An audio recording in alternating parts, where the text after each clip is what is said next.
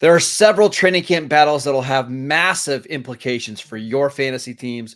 We'll tell you which ones they are in this episode of the Locked On Dynasty Football Podcast.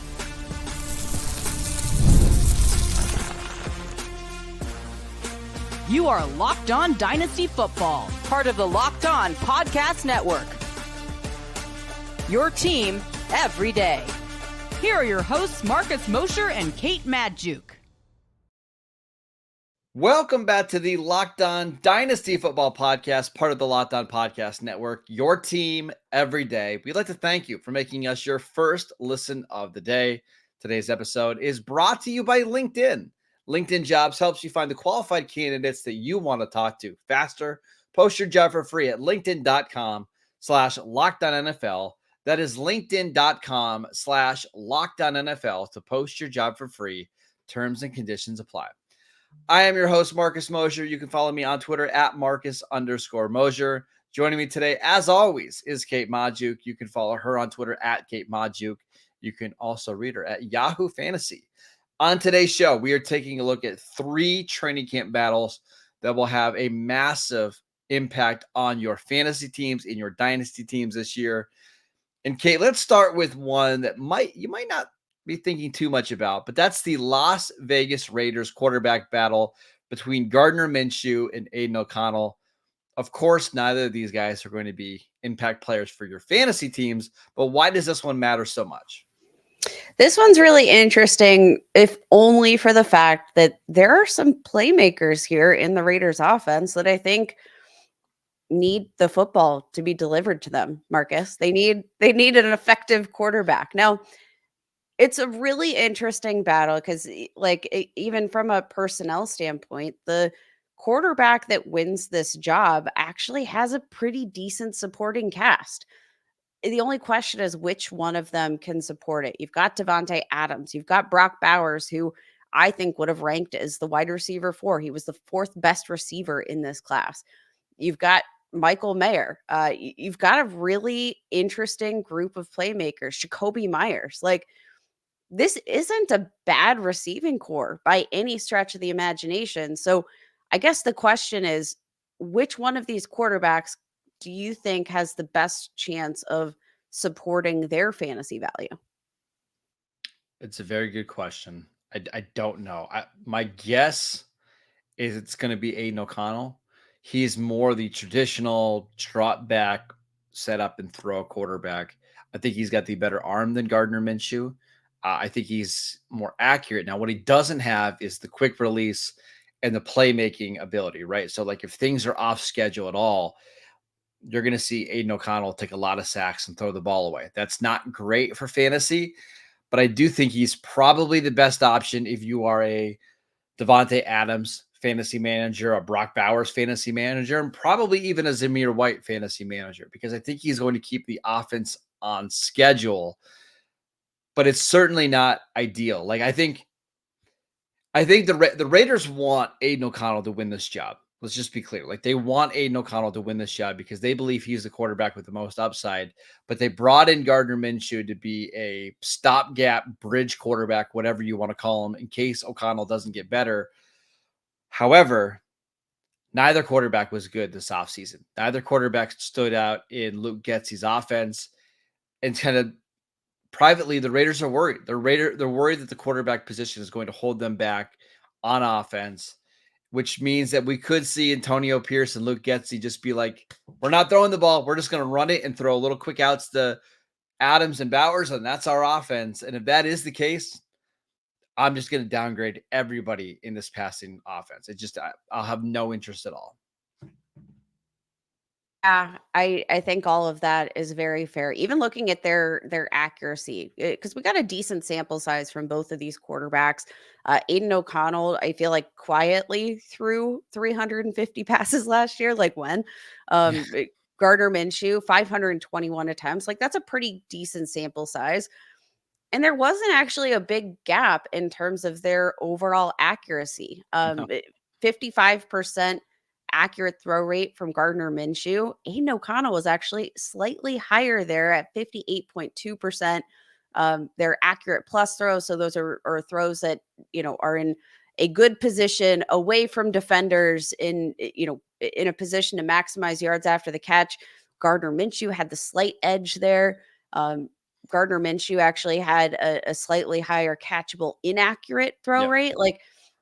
But it's kind of picking hairs. Like neither one of these guys really stood out, even when you're looking at their production last year. So maybe that is the approach that they're going to take if they're worried about this position, is taking the air out of the football. And what does that mean for the rest of the Raiders in terms of dynasty values?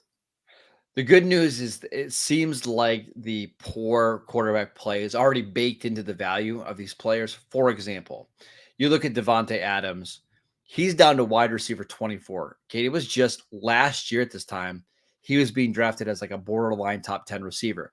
Now, I understand why. Over the last 13 games of the year, he averaged 57 receiving yards per game. Like it was really, really bad. You look at Brock Bowers, right? We were discussing, and maybe we got the cart ahead of the horsey here a little bit. Pre-draft, I was making the case that Brock Bowers should be tight end 1 in your dynasty leagues because he's 21. He's so good after the catch. He's not just a tight end. He gets drafted and his ADP actually goes down. Like if you look at what the startup ADP was before he got drafted, he actually goes down despite being a top 13 pick. So it feels like it's baked in there, but it also feels like this is an opportunity to gain some value. If one of these quarterbacks can be average, and when I mean average, I mean like the 18th, the 20th best quarterback in the league, I do think they could support a wide receiver 1 and a tight end 1 and maybe a high-end RB2 and Zamir White. It's just, will the Raiders get competent quarterback play from one of these two? I don't know.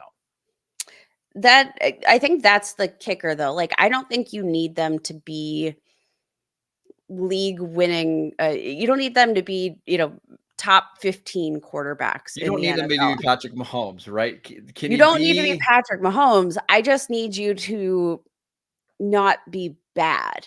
Like my bar, I think, is pretty relatively low for these guys because I do think, again, with the surrounding cast, like they're going to have a lot of options in terms of what they're able to work with. It's just, I need you to be like average, a little bit average, slightly average. So let's discuss like what that maybe looks like. Like what caliber of quarterback play? Like, do we think that Aidan O'Connell could be I don't know. Could he put up like Geno Smith numbers, or is that too high of a ceiling? That feels like too high a ceiling. Okay, so what's the next step down from Geno Smith? Ooh. Daniel Jones? Daniel Jones feels like in the realm of possibility, but Jones also has more upside as a rusher. So there's also. I'm more talking about like the passing stuff. Yeah. Like the passing. Could he put up similar numbers to what like? Okay, let me give you a different one. I think Could Daniel he put up Jones Derek Carr? great. What about Derek Carr numbers? I don't think he can put up Derek Carr numbers. And I don't like Derek Carr. So that's the thing. Like if you don't think that one of these quarterbacks could put up numbers that are similar to Geno Smith or Derek Carr, then I'm probably just out on all of the pass catchers in this offense because that's a pretty low ceiling. And if we don't think they can reach that ceiling, it's pretty low. And here's the thing. Maybe this is kind of the moment where they have this quarterback battle this year, quote unquote. Nobody wins. And then they go out, they have a fairly decent draft position, and they're finally in position to get their next franchise quarterback. Like maybe that's the circumstance where you should be buying the Raiders pass catchers, buying the Brock Bowers, because maybe the answer is neither of these guys. I don't think it is. Dak Prescott going to be a free agent in 2025. That I don't know. Now you have my attention, Kate. Now I have your attention. So like Dak Prescott going to be a free agent. Maybe Quinn Ewers is a Raider in 2020. No, I'm out. Now you're out. Okay. Well, I'm just like there's a realm of possibility where yes, this might be a lost season, but that that lost season might generate a buy low Yes. opportunity that we didn't have before to get in on the Raiders of the future. All right, let's talk about a different battle that's going to be happening during training camp. Let's look at the backfield for the Denver Broncos, which makes me physically sick. We will talk about that one next. This episode is brought to you by eBay Motors. Passion, drive, and patience. It's the formula for winning championships, and it's also what keeps your ride or die alive. eBay Motors has everything you need to maintain your vehicle and level it up to peak performance. Superchargers, roof racks, exhaust kits, LED headlights, and more. Whether you're into speed, power, or style, eBay Motors has got you covered. With over 122 million parts for your number one ride or die, you'll always find exactly what you're looking for. And with eBay Guaranteed Fit, your part is guaranteed to fit your ride every time or your money back. Because with eBay Motors, you're burning rubber and not cash. With all the parts you need at the prices you want, it's easy to make your car the MVP and bring home huge wins. Keep your ride or die alive at ebaymotors.com. Eligible items only, exclusions apply. eBay Guaranteed Fit only available to U.S. customers. Welcome back to the Locked On Dynasty Football Podcast. Are you watching Fox Sports or ESPN on your TV all day? Are you having to turn down the volume because of all that shouting? Make the switch to Locked On Sports today, a free 24/7 sports streaming channel program for you every day to bring you the biggest stories without all that unnecessary screaming. Locked On Sports Today brings you can't miss analysis, opinions, and news, streaming 24/7 on YouTube or on the free Amazon Fire TV channels app, part of the Locked On Podcast Network, your team every day. All right, Kate, let's talk about the Denver Broncos backfield. A lot of names, a lot of bodies. Who do we expect to come out ahead in this group? The most interesting storyline for me this offseason is the fact that there's some buzz right now that we could very well see Javonte Williams be a cut candidate after camp. That is absolute madness, considering that right now he is 24 years old, being drafted as the RB29 in Dynasty. But if it's not Javonte Williams, and just to be clear, based on what we saw in 2023, like, doesn't seem like it should be Javonte Williams. But there are a lot of question marks. Like, how much did him returning from the torn ACL affect the performance that we saw in 2023? Like, how much Probably did a that lot. have? 64.9 PFF rushing grade. That ranked dead last among all running backs with at least 200 plus carries. 3.6 yards per attempt. That ranked second lowest among that cohort.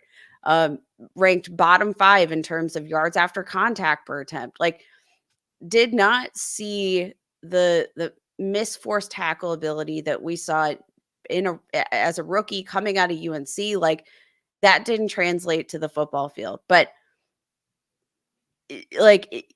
regardless of whether or not it was the torn ACL, like, he still needs to produce. And they have a couple of other running backs that are pretty intriguing. One of them being our guy, Audric Estime. Yeah, we love Audric Estime. We don't love the draft capital for Audric Estime. He fell, No. was it late 4th round, top of the 5th round? However, the opportunity is there. I mean, you look at this backfield right now: Javonte Williams, Jaleel McLaughlin, Samaje Perine, and then Blake Watson, a undrafted free agent. Like, it would not be surprising at all, Kate, if we just get to, let's say, week 10 and it's Audric Estime and McLaughlin as the two running backs in this backfield. Like, not surprising at all. It's clear they're going to have to cut one of these guys. And if I had to bet on who they cut, I'll go with Samaje Perine, just because he's the oldest running back of the group. He's 28. He is a really good pass blocker, and he's an effective receiver. He just doesn't offer any juice out of the backfield. My guess is they're going to want to hold on to Javonte because he's young, hoping that as the season goes along, he can get healthier and look more like himself. But I also don't feel great about that. Like, I also could see a case where he gets flipped for a 6th round pick at the end of training camp to a running back needy team, such as, I don't know, the Dallas Cowboys, right? And the Broncos move forward with the guys they currently have. But this is a backfield where all these guys, their values are suppressed. The most expensive running back right now is Javonte Williams at RB29. And I got to tell you, there ain't no way that you and I, Kate, are drafting Javonte Williams at RB29 right now. Like, it's just not happening. But overall, I kind of like just grabbing two of these guys and seeing how it plays out. Yeah, I'm definitely still rolling here with Audric Estime. And I do think Jaleel McLaughlin kind of a interesting option, right? But when we're looking at prototypical running backs, he's got a very small build. He's 5'8", 187 pounds. Like, you look at Audric Estime, and again, for what he lacks in draft capital, he makes up for in a big way, like a literally big way. He's 5'11", 221 pounds. He's got thick frame, big hands, 10 and a quarter inches. Like, that he has this sort of power back archetype to him. Just really, really productive at college. And I do think a big part of that draft capital was that lack of 41 or 40-yard dash. 4.71 40-yard dash ranks in the 10th percentile for the position. And I think that had a really big effect on his overall draft capital. But like, I gotta say, when I'm watching the tape for Estime, he doesn't look like he's running a 4.71. Like, I think his play speed is well above that 40-yard dash. Maybe, like, I still think he could be the answer. I think he ran like a 4.56 at Notre Dame's pro day. And even if you give him, a slight boost down, let's say he's a 4.62 guy. There's plenty of running backs in today's NFL that run a 4.62 and are effective. I think the strategy here, Kate, is if you're in startup drafts right now, or you can make trades, McLaughlin is being drafted or valued as RB47, pick 156. And Audric Estime is being drafted as RB58, pick 179. I think you just grab those two and hope one of the two break out, or you hope that the Broncos move on from Javonte Williams and it just ends up becoming their backfield. You look at the history of Sean Payton. I mean, his running backs have always been incredibly effective and efficient for fantasy. I mean, there was days like in the peak Sean Payton era with the Saints where, they had three running backs where you could start every single one of them week in and week out, when it was Darren Sproles, Mark Ingram, and Pierre Thomas. You could start all three of those guys, and more often than not, they would become useful players. I'm not expecting that to be the case. I do expect one of these guys to ultimately break out. And if I can have a starting backfield without paying, ridiculous prices, beyond RB45 prices, I'm doing it. Yeah, I think that's a great approach. And something else that I just want to point out about this backfield, when we mentioned Audric Estime, that 5th round draft capital, which you don't love, Jaleel McLaughlin, undrafted free agent. So like, yeah, I the tiebreaker there is actually in Audric Estime's favor, but I mean, Marcus, like, so productive last year, career high 90 PFF rushing grade, 90.0, ranked second among FBS running backs with 4.7 or 4.27 yards after contact per attempt, ranked 8th with a 30% missed forced tackle rate. Like, Audric Estime was #good, #good. And I'm sorry, I just keep going. I keep going back. I can't he's stop so cheap. It's drafting Estime. He's cheap, and this is a guy that Sean Payton drafted, and we just know that it ultimately matters. He's going to want to play his guys. I do think it makes a lot of sense, and I think that's a very realistic possibility that we get through camp, we get through the preseason, he just has a massive rise up the depth chart. So draft Audric Estime with confidence. He is one of our super sleepers for this year, and we'll see how things play out. Let's take a look at the Patriots wide receiver core, one of the most interesting groups in the league. We'll discuss who you should be targeting next. This episode is brought to you by LinkedIn. When you're hiring for your small business, you want to find as many quality professionals that are right for the role. That's why you have to check out LinkedIn Jobs. LinkedIn Jobs has the tools to help you find the right professionals for your team faster and for free. LinkedIn isn't just another job board. LinkedIn helps you hire professionals that you can't find anywhere else, even those who aren't actively searching for a new job, but might be open to the perfect role. In any given month, over 70% of LinkedIn users don't visit other leading job sites. So if you're not looking on LinkedIn, you're looking in all the wrong places. On LinkedIn, 86% of small businesses get a qualified candidate within 24 hours. Hire professionals like a professional on LinkedIn. Post your job for free at linkedin.com/LockedOnNFL. That is linkedin.com/LockedOnNFL to post your job for free. Terms and conditions apply. Welcome back to the Locked On Dynasty Football Podcast. Everydayers. On Monday's show, we're going to start recapping all of the action from training camp. We've got a preseason game coming up in like 2 weeks. I know it's hard to believe, but actually it's less than 2 weeks, which is even more incredible. We've officially made it. The offseason is over, so make sure you guys tune in for that. But Kate, let's talk about the Patriots wide receiver core. A lot of different names here, some old faces that you'll remember, including Kendrick Bourne and Juju Smith-Schuster, some high draft picks, including Jalen Pollock, Tyquan Thornton, Javon Baker, who was a day 3 pick. What do we do with this wide receiver battle? Great question. I'm at a loss myself, but it does seem like there has to be something here, right? So let's talk about like the range of options. So Jalen Polk, a guy that, we liked coming out, not a standout in terms of this draft class necessarily, but I think a fairly reliable option that will probably raise the floor of Drake May whenever he officially wins that job. I think the guy that I'm looking for is Javon Baker, who doesn't necessarily have the same draft capital that you're going to enjoy. Um, but in terms of like archetype, 6'3", 203 pounds, unfortunately missed some time. He's got a like broken hand or broken thumb, I think he's been dealing with. So like missed some pretty valuable time in OTA. So I don't know that we're necessarily going to see, that year one breakout unless he can really utilize training camp to the best of his ability. But he's got the prototypical size. I think he's a decent separator. Like I think there's a lot to like about Javon Baker and what he might bring to this offense long term.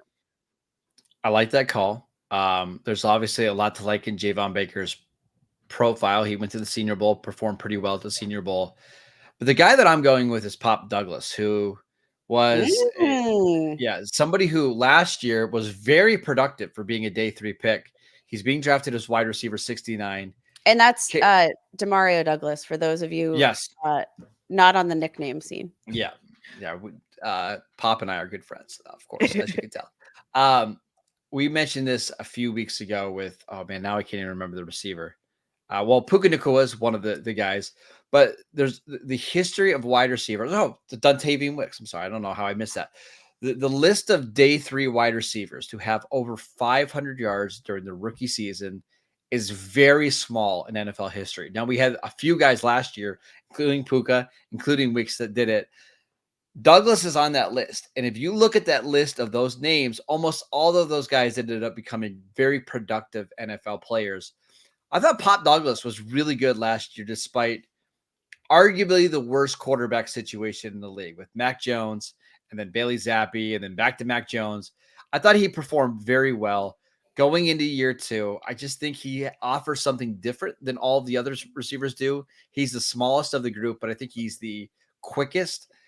I just really like what I saw from him as a rookie, and it doesn't really cost you anything to get him. Wide receiver 69, like that's nothing. Why not throw a late round pick at him and see if he can become the de facto wide receiver 1 in New England? Here's the thing. I actually think there's an interesting way that you can approach this receiving core because you mentioned Demario Douglas, wide receiver 69, Javon Baker, wide receiver 73, Jalen Polk, wide receiver 52. He's the most expensive of this group. But like you could reasonably throw a shot at all of these guys and stash them. I don't know that you necessarily want to utilize 3 roster spots, but like take a dart throw on a couple of them, because I think what we're probably missing, I know like things don't look great right now. Like we're not projecting the Patriots offense to be world beaters here in 2024, but let's not forget the future that is Drake May and what he will bring to this offense long term, because I do think that Drake May, in terms of like safety, long term projections, and just overall skill set, I do think he was the QB2 in this class.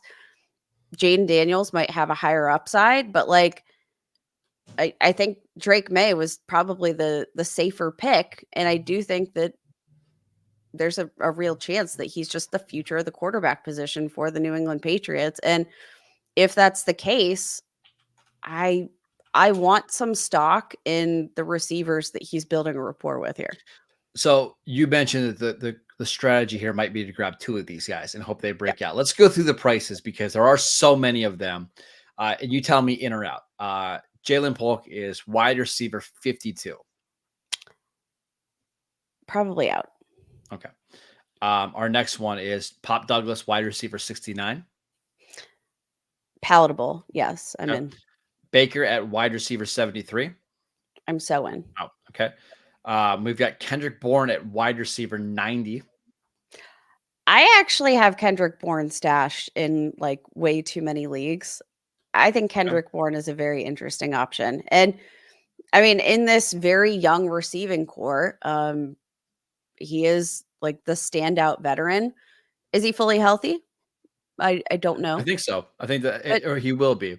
he will be fully healthy. But like in terms of, you know, where he fits into this scheme, I think they're probably going to rely pretty heavily on him, at least in Yep. this season.